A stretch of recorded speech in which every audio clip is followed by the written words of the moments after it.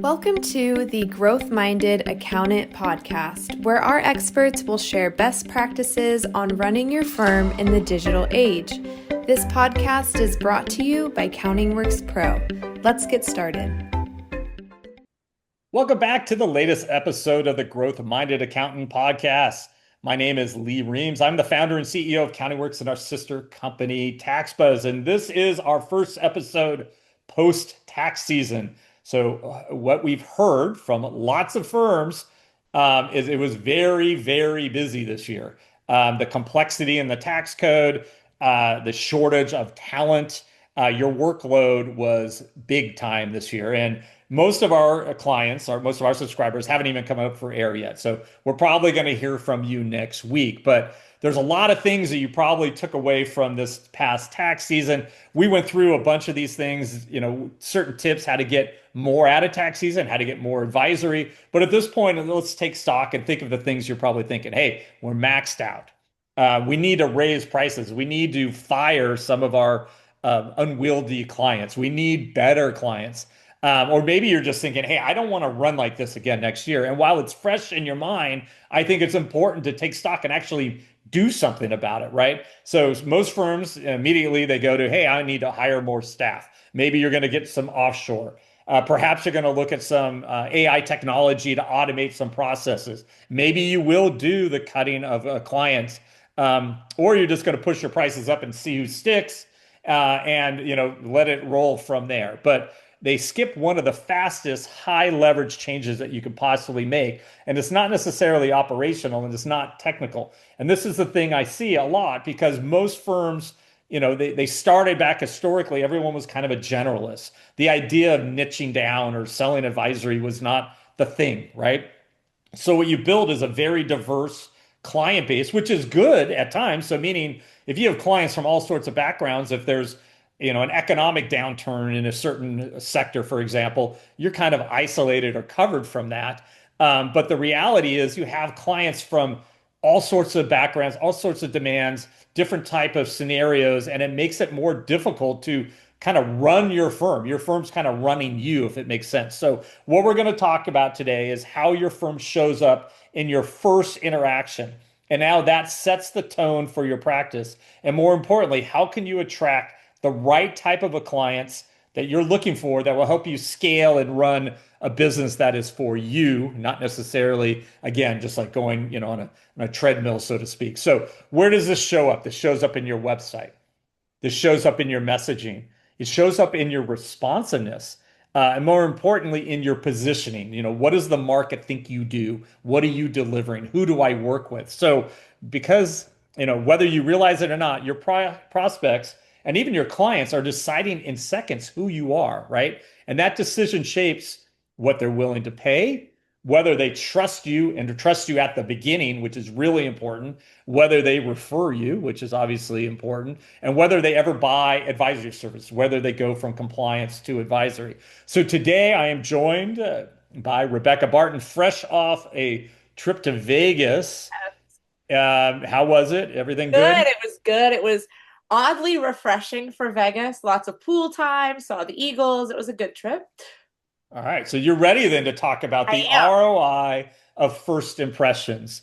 And I believe this is one of those things where, you can step back and almost do a practice reset and start understanding why this is important and how it will shape the way your firm runs here in the future. So Rebekah, I've kind of set the table if you want to take over and start running with this. Yes. So I think one of the very first things to remember about first impressions is that it's not all about aesthetics. People often hear, I'm going to make a first impression, and they think website, branding, logo, what does it look like? And while that's all important, we don't want to sit here and say that cohesive branding isn't important, because it is. But your first impression really is about the trust and confidence that people are having in you from the get-go. I think there's a study that says you have like 5 seconds or something like that to make a first impression. And that is what we're talking about today. It's not all about how things look. It's also about the pricing power. The more trust and confidence people have in you, the more you're going to be able to charge down the road because you're delivering a valuable service. So within just a few seconds of visiting your website, people have already decided who you are, and they've already started to form an opinion about whether or not you're going to be able to help them in the future. So that's what we're really going to get into here. And I think actually our next section is kind of about the psychology of all of this, which is a super important component of attracting not only new clients, but attracting the right kind of new clients. Right. And I'm going to back this down before we go into the psychology side of it. But, there's two issues here when you're trying to build a firm or a marketing plan.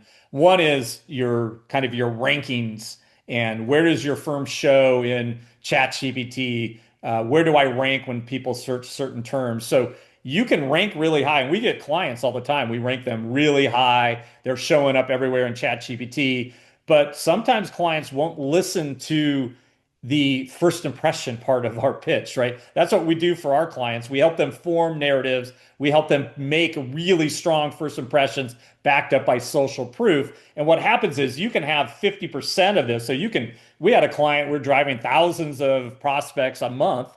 And then they're not listening to us on the conversion side. So that first microseconds, those first impressions, those first 5 seconds, they weren't backing up their story with proof, right? So, and this isn't just an opinion. There's studies, Princeton did a study, one of the most cited ones, that showed people form impressions of trustworthiness and competence in about 100 milliseconds. I was like, whoa. So before someone even reads your bio, before they understand your services, they've already decided how they feel about you. And Rebekah, that is wild, isn't it?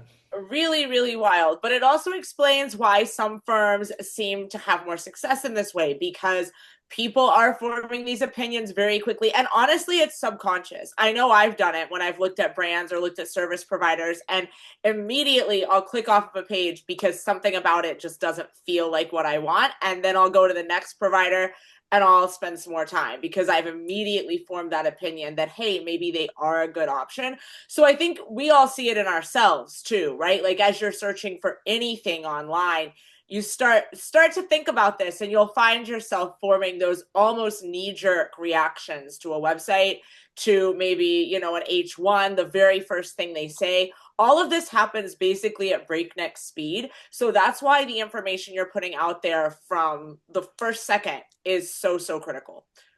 Rebekah, no one knows what an H1 is. The title of your homepage, The title, whatever. the very first thing you see on your website. Yeah. So what this is it starts a form of confirmation bias, right? So we're getting into a little bit of behavioral psychology. Once someone forms an opinion, they start to look for evidence to support it. So if your firm feels polished, everything reinforces that trust, okay? If it feels confusing or generic, I don't know who I work with. Do you work with people like me? What does that do? That feels generic, perhaps, and that starts reinforcing doubt. And then they're going to start looking for the polished side of it, or what are other people saying about this firm? So, if I land on a website, for example, and I'm a restaurant owner in the Back Bay in Boston, and I go to the site and it speaks to me, and I can tell they work with restaurant owners, and there's visuals of the area geographically where I look. Right away, I'm probably feeling I'm connected or I'm attracted to that, and I will read on. And that's starting to build. Those are the signals to my brain that says, okay, this isn't confusing. They work with restaurants. This isn't generic. They work with restaurants in my area, and they do CFO advisory services. And then here's 6 clients who work with you already, brands I may already know, other restaurant owners. And that takes me from the opposite way of like a generalist where I go to and I start, going astray. This isn't for me. And I think that's a big deal. So kind of talk about how does that either build momentum or resistance. So I always kind of think of this in my own head as a Mad Lib, and you're filling in all the right words that you want to draw people in, right? Sometimes with a generalist, it can just sound kind of like gibberish by the end because you're saying exactly the same things that everyone else is saying. And it's not really processing or penetrating for the client because You're just saying, we do taxes. Well, so does everybody else. So if you're doing something like what you just described, Lee, where you're saying, okay, we serve restaurants in the Back Bay, in Boston, immediately that's going to build momentum with the right kinds of clients, because they're going to be drawn in. They're going to say, okay, this sounds like what I want. This is me. And then they're going to start diving further into your webpage. They're going to start looking at the service pages. They're going to start looking up your Google reviews. They're going to search you on ChatGPT. And so all of those things are going to come together to really build momentum and lead them to contact you.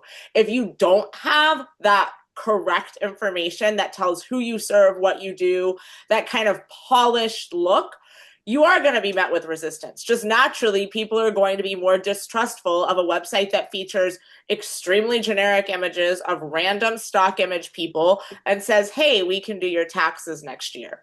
That's not really instilling a lot of confidence in a world where there are firms that are putting forth these really great high-end narratives that tell people exactly who they are and what they do, use industry-specific language, and kind of go through services that are specific to those industries, like the restaurant field or the medical field, these different niche industries that are going to differ a bit from just general tax preparation and advisory work. Yeah, and let's get off of the niche side and let's just go into what's called the halo effect. And the Harvard Business Review talks about it a lot, and it's how someone perceives one positive thing about you. They assume then that other positive things are true. So they start connecting the dots. So I come to a professional, clean website. They're probably organized. Okay. You respond quickly. They're reliable, right? Clear messaging. You're telling people exactly who you work with or what we do. They're competent, okay? So even if none of that has been proven yet, they haven't actually hired you, these are signals, these are biases that start adding up. And this is where this whole first impression thing happens. So I'm going to add one more layer. We're going to get into, we're actually going to talk neuroscience. And I know this is, and I can't even pronounce the guy's name, and to make sure I got this right, Antonio, I think it's Damasio. I think. Okay, Yeah. right. So emotion actually drives decision making.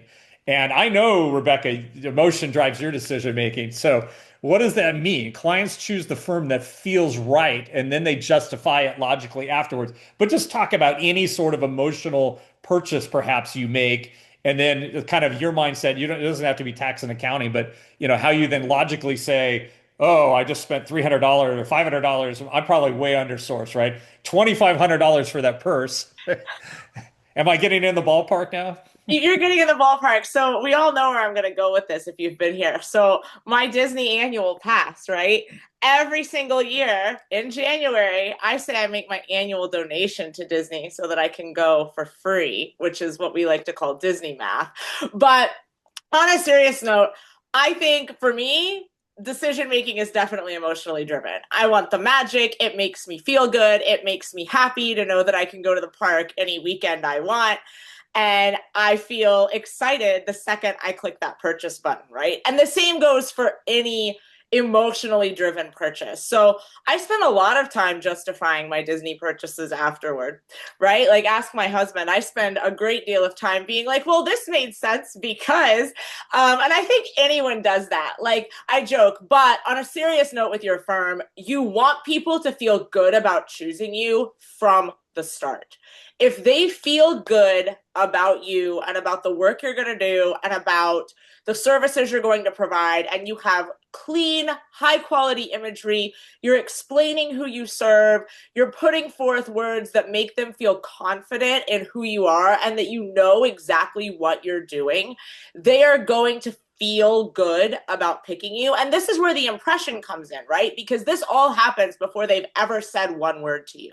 There's a lot that goes on in a person's brain before they actually make a decision here. So this is what we're talking about. That impression that you put onto the internet, on any of your marketing materials really, is going to help drive that feel-good effect that you want people to have. Because the better they feel about your firm, the more likely they are to choose you, even sight unseen, without ever saying a word to you. And then their decision is largely made by the time they actually reach out. And I'm going to take this now further. So we talked about kind of the basics of someone finding you or a client's thoughts of you. But now let's take that and bring it into your client onboarding experience. And I was in Cabo for spring break while you were in Vegas, and I wasn't there this time, but I often, or used to, when I could afford to go to the one and only brand, Palmia. And the Palmia is now a little bit dated, but I think a lot of what I'm going to talk about really applies here. But they nailed that wow moment, um, and repeating it consistently. And what I mean is, when you just enter the gate, someone greets you, makes you feel welcome, right? When you walk into the lobby, someone greets you again. Every staff member will stop and pause and greet you when you walk the property. Everyone acknowledges you, right? And after a few minutes, you realize, this is designed. They have a system in place, and it does something that I consider simple. It removes friction. It kind of lowers my defenses. I'm spending a lot of money to be here. I'm already kind of like, is it going to meet my expectation? And what it does is it actually lowers my guard. I'm like, it makes me feel like, hey, I made the right decision to spend $2,400 or $1,400 a night or whatever it is now. Before even happens, right? This is, when I walked in, they gave me a cold towel. They gave me a drink, right? A refreshment drink. They had me sit down in a comfortable chair in a setting that was very comfortable, right? And I think this is something that you can understand and kind of build into your own practice. Again, from first impression on your website. Now you bring them into the firm. How do you set all those expectations? How do you make them feel this is about you? I'm not too busy to work with you, right? That kind of thing. So I think, Rebekah, that is a pretty good point, don't you think? Great point. It's a great point. And it doesn't have to be these big flashy gestures, right? It can just be things feeling right, feeling comfortable, feeling like a good fit. Like the puzzle pieces are all kind of connecting in a way that works. And if you do have an office, you can take some of these principles from like five-star hotels and apply them. Have waters in a mini fridge, have, a basket of snacks for people who might be waiting to meet with you. All of those kinds of things are going to go a long way. And those are the sorts of little details that stick in people's minds.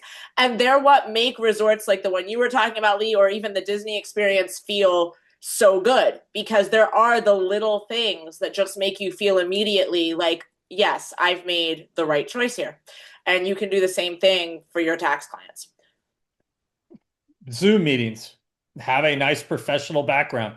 Don't have it be in your bedroom with your, laundry basket in the background. So, and then I'm now going to apply this to kind of like the idea of ROI, right? So, because what we're talking about isn't necessarily theory, it's math. So let's say you have 350 clients, pretty standard firm.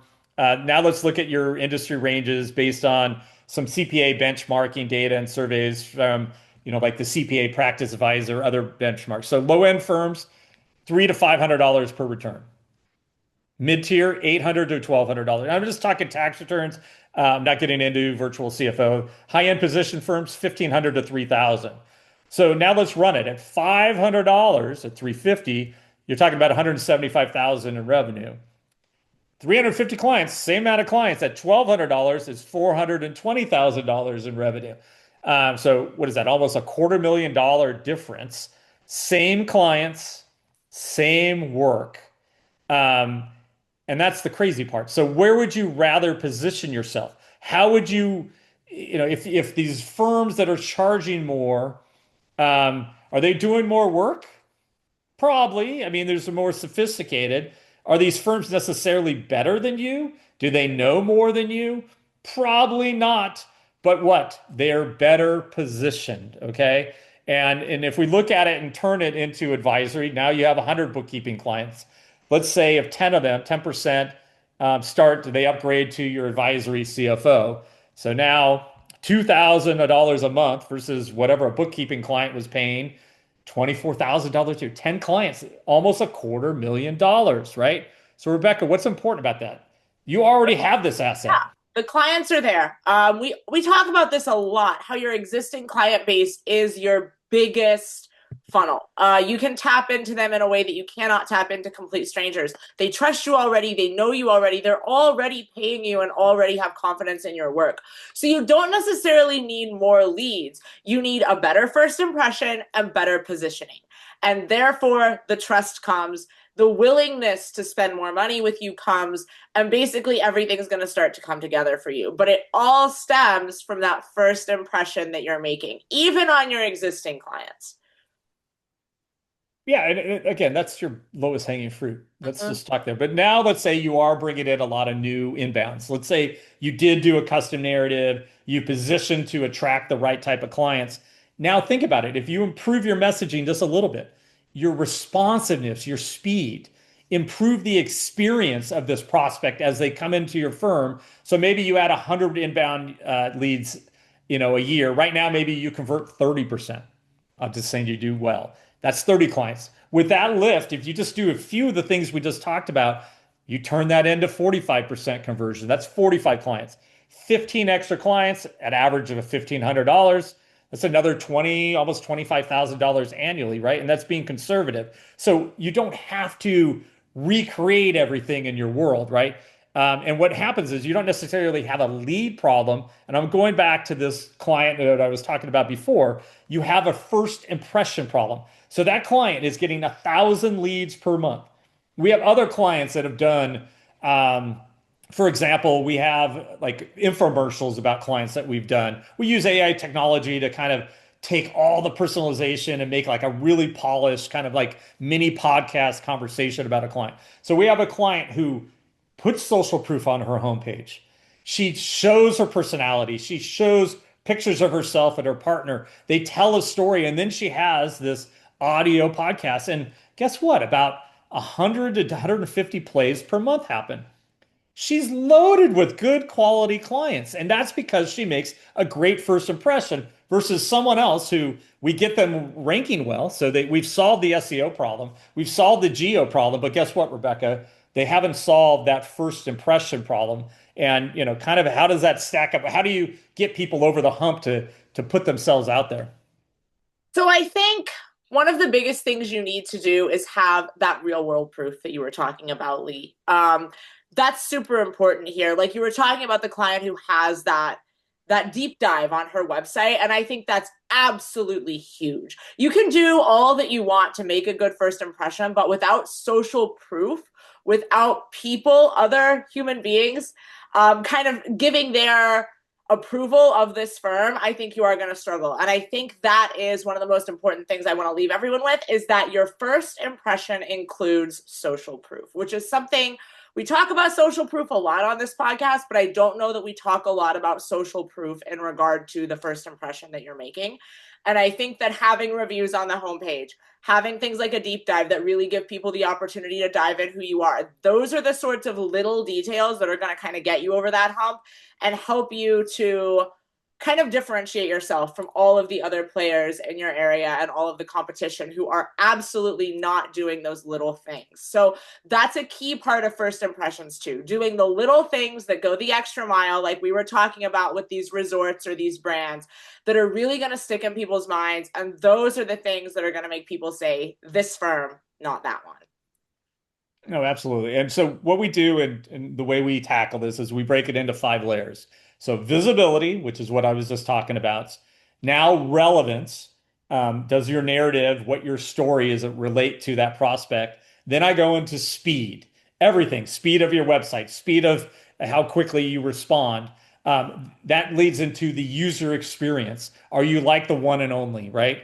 Have you dialed it in? Do you have cold water? Do you have snacks? Do you make that experience better? And then direction. How do I work with you? How do you work, right? How do I get onboarded, right? And if you have 1 or 2 of these, you're getting there. But the reality is you can fail just with a bad experience or no direction. They may be ready they've already gone through that bias and they're ready to work with you, but then there's no direction. I don't even know where to start, right? Because it's lost in page 12 of your website. So what happens is it's basically game over, and it's not a catastrophic failure. It's just leakage. So we see this in every day. Firms go from struggling to convert price sensitive clients, inconsistent referrals, to daily inbound. So that 1,000 prospects a month, stronger clients because you're matching your first impression is matching with the type of clients you want. And guess what? If you set the table correctly, they're going to pay higher fees. There's a perceived value that you might be an expert. They're going to get a better financial outcome by working with you. And guess what? All the stuff we're talking about, nothing changed operationally.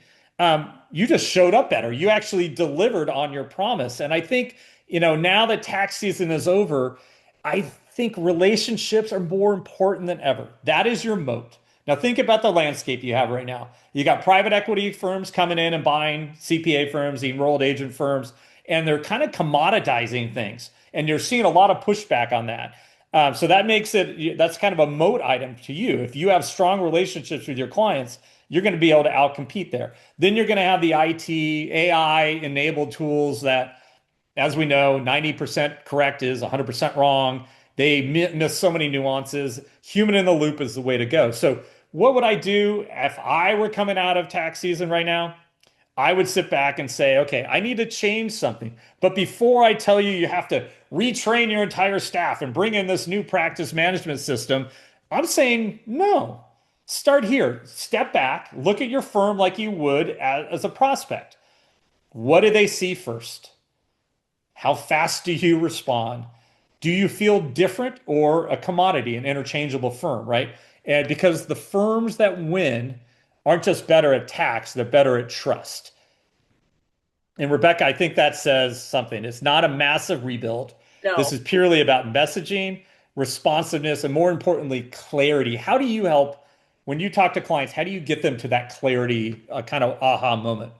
I think a lot of the time it's going back to things they already know about themselves, but they haven't really taken the time to put into terms that they can really sit with, right? Like, for example, they might have a niche or they might have a target audience, but because they've been a generalist for so long, they haven't even taken the time to look at the fact that, 70% of my clients now are pediatricians or are veterinarians or whatever the case may be. And as we talk and have those conversations, it's kind of like that light bulb goes off and they start to realize that they actually do have things that they can hone in on or improve on or polish. Perhaps they recognize that they don't want to offer this service anymore. They want to offer this type of service instead. Pricing is another big thing we talk about. That gives a lot of clarity. We were just talking about increasing your prices by a relatively modest amount can actually have a huge impact financially on you as a firm owner. That's something we talk about a lot to help people get clarity. Even just having a pricing page on your website can be really helpful to people and kind of provide that aha, okay, wait, this is who I am. This is what I charge kind of moment. So it's these little things, just really sitting with yourself and sitting with who you are and what kind of firm you want to run that can have a major impact. And this is something everyone can do. That's something I want to just leave people with. This isn't something that you can only do if you're super tech savvy or you understand marketing. That's not what this is. This is something that every single firm owner should be sitting and doing now that tax season is over, kind of moving ahead into next year. Yeah, and I'm going to give like a little bit of an exercise. We'll close this up, wrap this up. So what I would do if I were you, go to your website, go to ChatGPT and type in put in your domain name and say, hey, act as a prospect for my CPA firm or my enrolled agent firm. And tell me what you think about me based on my homepage in the first 5 seconds. What is the impression that you would get? And then what I want you to do is compare that to the impression you think you are, like who you really are, what you're really trying to do. And I bet you will be shocked how off message you are. So from there, you can work with firms like us at CountingWorks Pro to kind of step back and create this narrative or start working with whatever professionals and try to figure it out. But I'm telling you, this exercise, this investment, take the month of May. By June 1 relaunch in your new messaging, you are going to attract better clients. You are going to convert more clients, more high paying clients. You're going to have a more successful practice. And I think it's probably the best investment you can have today without not having to rip out all your processes you can just put these little details in. Be more responsive, maybe tackle being more responsive in inbound inquiries is kind of another new practice management thing. But from the first impression side, you're going to really get a huge ROI in this investment. So that wraps up this edition of the Growth Minded Accountant podcast. We have a ton of fun things happening. The industry is obviously changing very quickly. There's a lot of uncertainty. There's a lot of noise out there, and we're going to try to make it as clear as possible for our audience on where the industry is going, what the best practices are, and more importantly, what the leading firms are doing that are making them so successful. So again, thank you for being a listener for the Growth Minded Accountant podcast. Until next week, we hope you have an enjoyable break from tax season, and let's get back at it in a few weeks. Thank you.